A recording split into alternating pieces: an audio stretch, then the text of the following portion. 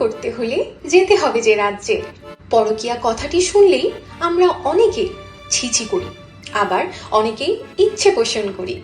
তবে যারা পরকীয়া করতে আগ্রহী তাদের জন্য বৈধ হতে যাচ্ছে যে রাজ্য, চলুন জেনে আসি।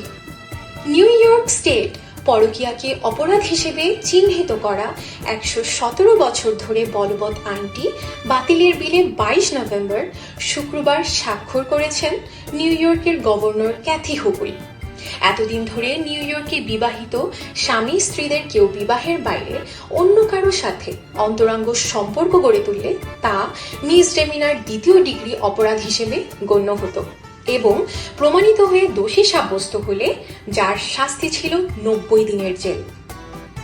গভর্নর হুকুলের স্বাক্ষরের পর হৃদয় ঘটিত অপরাধটি আর দোষের কিছু নয়।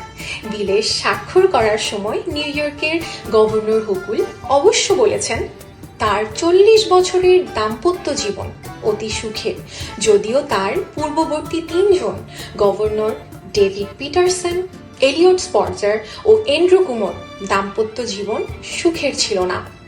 পরকীয়ার অভিযোগে পরকীয়ার বিরুদ্ধে 117 বছর ধরে বহাল থাকা আইনটি মূলত রচিত হয়েছিল নিউ ইয়র্ক স্টেটের বিবাহ বিচ্ছেদের সংখ্যা হ্রাস করতে।